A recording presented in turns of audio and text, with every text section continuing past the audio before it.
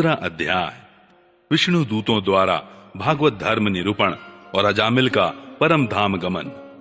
श्री सुखदेव जी कहते हैं, परीक्षित, भगवान के नीति निपुण एवं धर्म का मर्म जानने वाले पार्षदों ने यमदूतों का यह अभिभाषण सुनकर उनसे इस प्रकार कहा।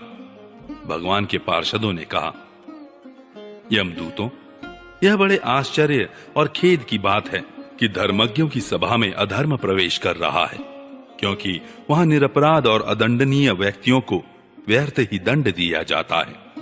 जो प्रजा के रक्षक हैं, शासक हैं, समदर्शी और परोपकारी हैं, यदि वे ही प्रजा के प्रति विषमता का व्यवहार करने लगें तो फिर प्रजा किसकी शरण लेगी? सत्पुरुष जैसा आचरण करते हैं, साधारण लोग भी वैसा ही करते हैं। वे अपने आचरण के द्वारा जिस कर्म को धर्मानुकूल प्रमाणित कर देते हैं, लोग उसी का अनुकरण करने लगते हैं। साधारण लोग पशुओं के समान धर्म और अधर्म का स्वरूप न जानकर किसी सत्पुरुष पर विश्वास कर लेते हैं, उसकी गोद में सिर रखकर निर्भय और निश्चिंत सो जाते हैं। वही दयालु सत्पुरुष जो प्राणियों का अत्यंत विश्वास पात्र है और जिसे मित्र भाव से अपना हितैषी समझकर उन्होंने आत्मसमर्पण कर दिया है, उन अज्ञानी जीवों के साथ कैसे विश्वासघात कर सकता है? यमदूतों, इसने कोटि कोटि जन्मों की पाप राशि का पूरा पूरा प्रायश्चित कर लिया है, क्योंकि इसने विवश होकर ही सही भगवान के परम कल्याणमय नाम का उच्चारण तो किया है। जिस समय इसने नारायण इन 4 अक्षरों का उच्चारण किया, उसी समय केवल उतने से ही इस पापी के समस्त पापों का प्रायश्चित हो गया। चोर, शराबी, मित्रद्रोही, ब्रह्मघाती, गुरुपत्नीगामी ऐसे लोगों का संसर्गी, स्त्री, राजा, पिता और गाय को मारने वाला, चाहे जैसा और चाहे जितना बड़ा पापी हो, सभी के लिए यही इतना ही सबसे बड़ा प्रायश्चित है कि भगवान के नामों का उच्चारण किया जाए, क्योंकि भगवान नामों के उच्चारण से मनुष्य की बुद्धि भगवान के गुण, लीला और स्वरूप में रम जाती है और स्वयं भगवान की उसके प्रति आत्मीय बुद्धि हो जाती है। बड़े बड़े ब्रह्मवादी ऋषियों ने पापों के बहुत से प्रायश्चित, कृच्छ्री, चांद्रायण आदि व्रत बतलाए हैं, परंतु उन प्रायश्चितों से पापी की वैसी जड़ से शुद्धि नहीं होती जैसी भगवान के नामों का उनसे गुम्फित पदों का उच्चारण करने से होती है, क्योंकि वे नाम पवित्र कीर्ति भगवान के गुणों का ज्ञान कराने वाले हैं। यदि प्रायश्चित करने के बाद भी मन फिर से कुमार्ग में पाप की ओर दौड़े तो वह चरम सीमा का पूरा पूरा प्रायश्चित नहीं है।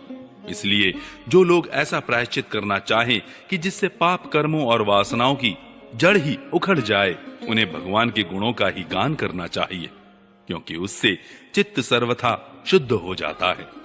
इसलिए यमदूतों, तुम लोग अजामिल को मत ले जाओ। इसने सारे पापों का प्रायश्चित कर लिया है, क्योंकि इसने मरते समय भगवान के नाम का उच्चारण किया है।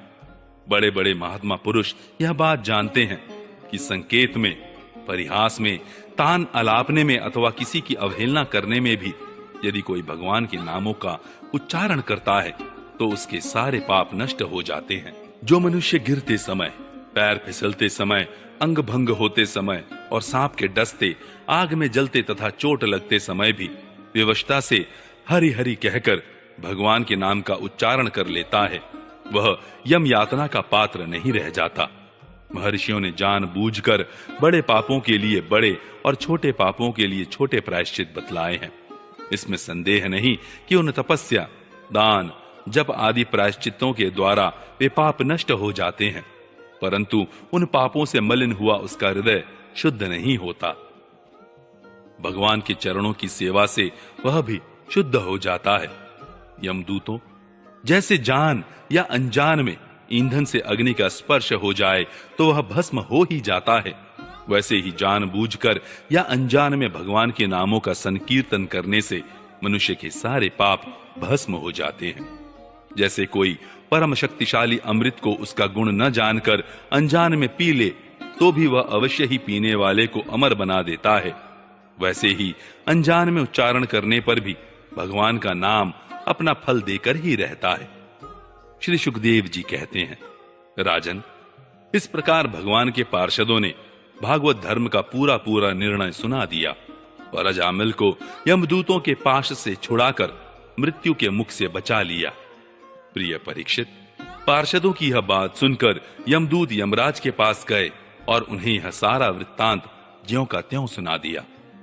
अजामिल यमदूतों के फंदे से छूटकर निर्भय और स्वस्थ हो गया। उसने भगवान के पार्षदों के दर्शन जनित आनंद में मग्न होकर उन्हें सिर झुकाकर प्रणाम किया। निष्पाप परीक्षित, भगवान के पार्षदों ने देखा कि अजामिल कुछ कहना चाहता है, तब वे सहसा उसके सामने ही वहीं अंतर्धान हो गए। इस अवसर पर अजामिल ने भगवान के पार्षदों से विशुद्ध भागवत धर्म और यमदूतों के मुख से वेदोक्त सगुण धर्म का श्रवण किया था। सर्व पापापहारी भगवान की महिमा सुनने से अजामिल के हृदय में शीघ्र ही भक्ति का उदय हो गया। अब उसे अपने पापों को याद करके बड़ा पश्चाताप होने लगा। अरे, मैं कैसा इंद्रियों का दास हूं। मैंने एक दासी के गर्भ से पुत्र उत्पन्न करके अपना ब्राह्मणत्व तो नष्ट कर दिया। यह बड़े दुख की बात है। धिक्कार है, मुझे बार बार धिक्कार है। मैं संतों के द्वारा निंदित हूं, पापात्मा हूं। मैंने अपने कुल में कलंक का टीका लगा दिया। हाय हाय, मैंने अपनी सती एवं अबोध पत्नी का परित्याग कर दिया और शराब पीने वाली कुल्टा का संसर्ग किया। मैं कितना नीच हूं। मेरे माँ बाप बूढ़े और तपस्वी थे। वे सर्वथा असहाय थे। उनकी सेवा शुश्रूषा करने वाला और कोई नहीं था। मैंने उनका भी परित्याग कर दिया। ओह, मैं कितना कृतज्ञ हूं। मैं अब अवश्य ही अत्यंत भयावने नरक में गिरूंगा, जिसमें गिरकर धर्मघाती पापात्मा कामी पुरुष अनेकों प्रकार की यम यातना भोगते हैं। मैंने अभी जो अद्भुत दृश्य देखा, क्या यह स्वप्न है अथवा जागृत अवस्था का ही प्रत्यक्ष अनुभव है? अभी अभी जो हाथों में फंदा लेकर मुझे खींच रहे थे, वे कहां चले गए? अभी अभी वे मुझे अपने फंदों में फंसाकर पृथ्वी के नीचे ले जा रहे थे, परंतु 4 अत्यंत सुंदर सिद्धों ने आकर मुझे छुड़ा लिया। वे अब कहां चले गए? यद्यपि मैं इस जन्म का महापापी हूं, फिर भी मैंने पूर्व जन्मों में अवश्य ही शुभ कर्म किए होंगे, तभी तो मुझे इन श्रेष्ठ देवताओं के दर्शन हुए। उनकी स्मृति से मेरा हृदय अब भी आनंद से भर रहा है। मैं कुल्टागामी और अत्यंत अपवित्र हूं। यदि पूर्व जन्म में मैंने पुण्य न किए होते, तो मरने के समय मेरी जीभ भगवान के मनोमोहक नाम का उच्चारण कैसे कर पाती? कहां तो मैं महाकपटी, पापी, निर्लज और ब्रह्म तेज को नष्ट करने वाला, तथा कहां भगवान का वह परम मंगलमय नारायण नाम। अब मैं अपने मन, इंद्रिय और प्राणों को वश में करके ऐसा प्रयत्न करूंगा कि फिर अपने को घोर अंधकारमय नरक में न डालूं। अज्ञानवश मैंने अपने को शरीर समझकर उसके लिए बड़ी बड़ी कामनाएं की और उनकी पूर्ति के लिए अनेकों कर्म किए। उन्हीं का फल है यह बंधन। अब मैं इसे काटकर समस्त प्राणियों का हित करूंगा, वासनाओं को शांत कर दूंगा, सबसे मित्रता का व्यवहार करूंगा, दुखियों पर दया करूंगा और पूरे संयम के साथ रहूंगा। भगवान की माया ने स्त्री का रूप धारण करके मुझ अधम को फांस लिया और क्रीड़ा मृग की भांति मुझे बहुत नाच नचाया। अब मैं अपने आप को उस माया से मुक्त करूंगा। मैंने सत्य वस्तु परमात्मा को पहचान लिया है, अतः अब मैं शरीर आदि में मैं तथा मेरे का भाव छोड़कर भगवान नाम के कीर्तन आदि से अपने मन को शुद्ध करूंगा और उसे भगवान में लगाऊंगा। श्री सुखदेव जी कहते हैं, परीक्षित, उन भगवान के पार्षद महात्माओं का केवल थोड़ी ही देर के लिए सत्संग हुआ था। इतने से ही अजामिल के चित्त में संसार के प्रति तीव्र वैराग्य हो गया। वे सबके संबंध और मोह को छोड़कर हरिद्वार चले गए। उस देवस्थान में जाकर वे भगवान के मंदिर में आसन से बैठ गए और उन्होंने योग मार्ग का आश्रय लेकर अपनी सारी इंद्रियों को विषयों से हटाकर मन में लीन कर लिया और मन को बुद्धि में मिला दिया।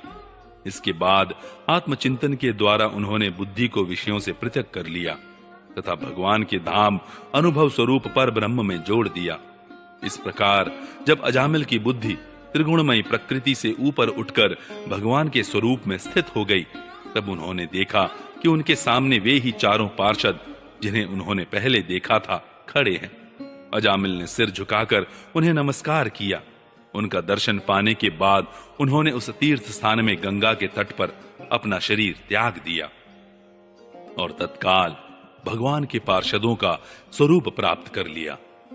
अजामिल भगवान के पार्षदों के साथ स्वर्णमय विमान पर आरूढ़ होकर आकाश मार्ग से भगवान लक्ष्मीपति के निवास स्थान वैकुंठ को चले गए। परीक्षित, अजामिल ने दासी का सहवास करके सारा धर्म कर्म चौपट कर दिया था। वे अपने निंदित कर्म के कारण पतित हो गए थे।